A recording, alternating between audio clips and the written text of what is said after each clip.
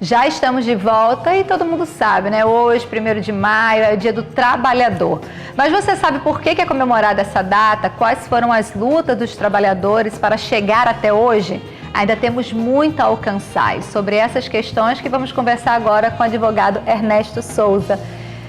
Bom dia mais uma vez, Ernesto. Bom dia, Áurea. E aí, tem muita história em torno desse 1º de maio? Tem, não só em torno do 1º de maio, né? Em torno da história do trabalho, do trabalhador mesmo, que vem desde a época remota dos egípcios e até antes. 1º de maio começou a ser comemorado basicamente em 1888, nos Estados Unidos, mas aqui no Brasil a luta do trabalho e do trabalhador já vem também desde a época que os portugueses chegaram aqui, tentando escravizar os índios, trazendo os africanos e tudo mais. E tudo mais. E a gente sabe que muitas coisas já se ganhou, né? Falando da justiça do trabalho, né? Levando para esse lado aí do trabalho, muita coisa o trabalhador já conquistou. Mas, como eu comecei falando no programa, ainda tem muito que conquistar, né, Ernesto? Tem sim, tem sim. Para você ter noção, o Ministério do Trabalho, que é um órgão importantíssimo, foi criado na década de 30, precisamente em 1930. A Justiça do Trabalho, poucos anos depois. A CLT, que é a guardiã, né, a consolidação de todas as leis trabalhistas, ela é de 43, época de Getúlio Vargas, um período ditatorial e tal. Ele foi conhecido como o pai dos pobres, criador da carteira de trabalho também. Então, tem todo um histórico que cerca a figura do trabalhador e que ainda não chegamos assim a termos um estado em que o trabalhador possa se comparar a países de primeiro mundo em que tem uma certa garantia, uma certa liberdade. Para a gente tentar colocar para quem está em casa, né? E você tocou nesse ponto que é muito importante. O que seria, assim, aonde o Brasil, né, perde muito, o trabalhador brasileiro perde muito aquém de um trabalhador, vamos dizer, de um país de primeiro mundo? É em questão de valor de salário ou é em questão realmente de ter alguns favorecimentos a mais ou a menos? Tem essas questões de valorização, sim. Mas para você ter uma noção, nos Estados Unidos há uma certa liberdade entre a negociação do trabalhador e do empregador. Lá existe uma cultura que influencia isso e possibilita isso, facilitando. Aqui no Brasil a gente não tem ainda essa cultura, então é necessário que o Estado, através de leis, resguarde a figura do trabalhador. E também garanta os interesses do empregador também, afinal, sem ele não haveria emprego. Mas o trabalhador brasileiro, ele tem uma característica que é trabalhar muito em compensação aos demais, para receber um valor menor em compensação aos demais em outros países. Entendi. E uma coisa que eu percebo também é que, por exemplo, quando eu vou ver alguma coisa de lei e tal, eu acho as nossas leis baseadas em coisas muito antigas. Como que você, tipo, o país está mudando, as coisas estão ficando mais dinâmicas, mas a lei está ali, engessada em situações de 50 anos atrás, de 60 anos atrás. E por que não reforma? Por que fica tão preso? Você tocou num ponto muito polêmico, principalmente diante da semana passada, que houve a aprovação da reforma trabalhista na Câmara dos Deputados. Mas você falou da CLT aí de uma forma antiga, ela tem mais de 70 anos. Então, o panorama do trabalhador brasileiro naquela época de ditadura, é diferente da de hoje. Mas há algumas garantias na CLT que perduram ao longo do tempo e ainda tem um prazo de validade longo. Só que outras não.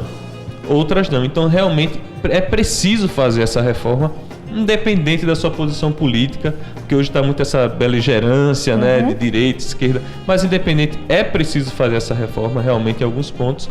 Mas tem que ter cuidado em quais pontos vão ser e como vão ser feitos. Existem alguns pontos dessa reforma que são benéficas, ao meu ponto de ver, outras não. A comunidade jurídica trabalhista, eu posso falar, não vou generalizar, claro, mas eu posso falar que em peso é contra a maioria dos artigos da reforma trabalhista. Porque a gente vê assim também, o trabalhador, e tem muitas pessoas, sem querer generalizar, mas que infelizmente se faz dos seus direitos para cobrar algo, mas ele não fez o seu dever, né? Se tem direitos, existem deveres. E a gente escuta falar de certas pessoas que tem pessoas que têm um costume. Vão lá, trabalha 3, 4, 5 meses, 6 meses numa empresa, sai, coloca na justiça, né? Porque acha que toda vez que o trabalhador coloca a empresa na justiça, a justiça sempre está do lado do trabalhador e não do empregador. E vai sair ganhando ali com o dinheiro, nem que seja fazendo um acordo. É realmente desse jeito? Eu vou ser um pouco criticado pela essa afirmação que eu vou fazer, mas realmente a Justiça do Trabalho, ela é um pouco paternalista mesmo ao trabalhador, e ela tem que ser, porque de uma certa forma o trabalhador é a parte mais fraca da relação. Daquela relação. Então ela tem que ser realmente. Você falou que a gente tem que fazer a nossa parte para ter direito. Existe das grandes críticas feitas a essa reforma é como vai ficar o posicionamento dos sindicatos, por exemplo. Os sindicatos, eles todo ano, todo trabalhador aqui da TV Ponta Verde, todo trabalhador trabalha um dia no ano para um sindicato. Então, um dia no ano, seu salário é dado como contribuição. Nessa reforma, não vai ser mais obrigatório. Então, o trabalhador ele vai ter que autorizar essa contribuição, o que enfraquece um pouco os sindicatos.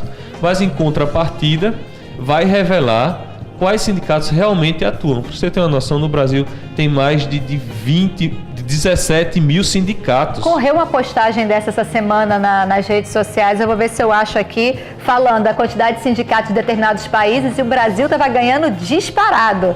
Eu vou achar aqui no Instagram agora, enquanto você vai falando aí. O Brasil ele tem mais de 17 mil sindicatos, para você ter né? Para você ter uma noção, na Alemanha ela tem menos de 20. No Brasil, há 4 milhões de ações trabalhistas percorrendo na Justiça do Trabalho. No Japão, há cerca de 2 mil. Então, de 4 milhões para 2 mil. Então, há alguma coisa errada. E não só por questão populacional. Aqui tem mais gente do que no Japão.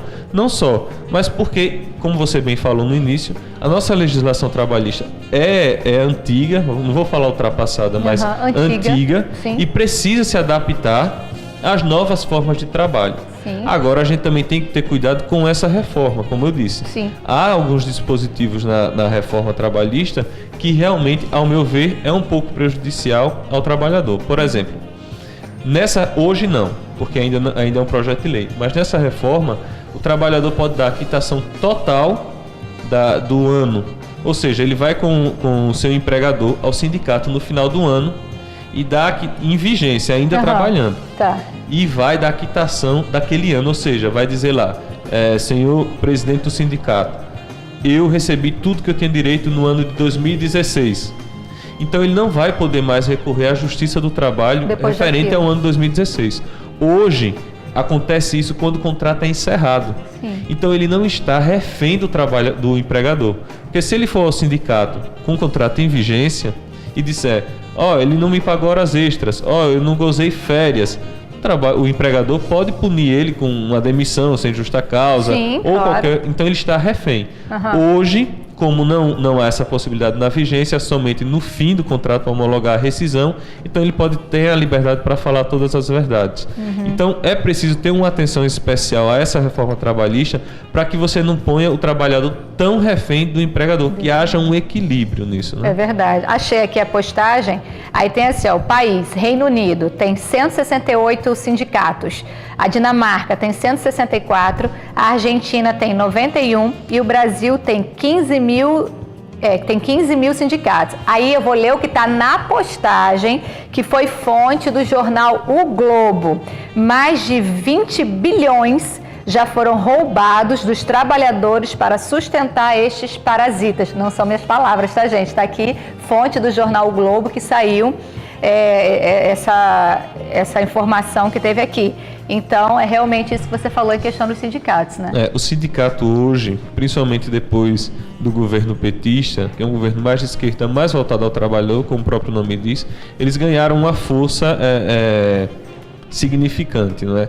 Mas existem alguns sindicatos que eles atuam em situações em que, ao meu ver, não deveria. Sindicatos de uma classe específica de trabalhador atuando na luta de outra classe. Claro que todo o trabalhador tem que se unir a outro trabalhador, tem que reforçar. Mas será que o contribuinte, você, jornalista. Você contribui para o Sindicato dos Jornalistas. Isso. Um exemplo, você gostaria que a sua contribuição fosse gasta no deslocamento do Sindicato de Jornalistas para uma pauta do Sindicato dos Alimentadores do Mico-Leão Dourado, Não. por exemplo?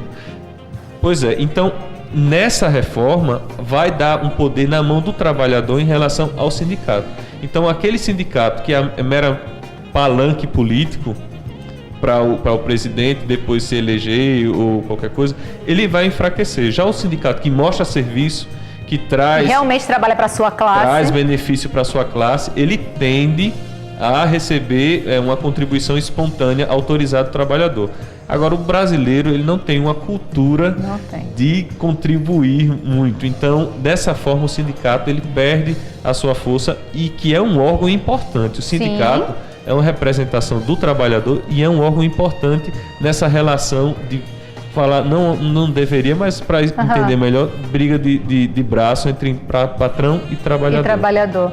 Ernesto, muito obrigada pelos seus esclarecimentos aqui com a gente, principalmente nesse Dia do Trabalhador, né? Você que escolheu essa profissão, que eu admiro bastante, os advogados, ainda mais, né, esse pessoal da área do trabalho mesmo, que não é tão simples, né, de se defender, de fazer, enfim, porque tem muitas questões pequenininhas, né, são detalhes ali para você realmente brigar e o povo brasileiro, o que a gente sempre fala assim, né, é um povo guerreiro mesmo, é um povo trabalhador, né, a gente não pode, a gente vê muita gente aí realmente usando de situações para tirar benefícios, mas a maioria do povo é um povo honesto, é um povo trabalhador e que merece ser reconhecido, que merece ter salários melhores, condição de trabalho melhor, né? Então, cabe a gente buscar por essas coisas, agora buscar de uma forma sensata, de uma forma digna, né? Porque eu sempre ouvia dos meus pais, e falo isso muito para minha filha, que eu posso até estar certa naquilo que eu estou exigindo, mas depende da forma que eu exijo, porque se eu for exigir isso de uma forma baderneira, eu já perco o meu direito. Pelo simples fato de estar ali fazendo baderna, né? Então, a manifestação, se vai trabalhar tal dia, não se vai trabalhar tal dia. A gente tem que ter cuidado com essas coisas, porque aquilo que você está reivindicando pode até ser certo, mas da forma que você reivindica pode estar sendo muito errado, e aí você acabar sendo prejudicado. Não é isso? Eu que agradeço a oportunidade, é um prazer, e pedir aos nossos representantes no Senado agora, que é no projeto de lei, que dê uma atenção a esse projeto de lei, analise cada ponto, né, pensando no bem para o trabalhador. Sim. Eu tenho certeza que eles farão um bom trabalho. É isso aí. Então agora a gente vai para um rápido intervalo comercial, na volta tem música aqui no Tudo de Bom e claro, tem o seu recadinho. Então não sai daí que a gente volta já já.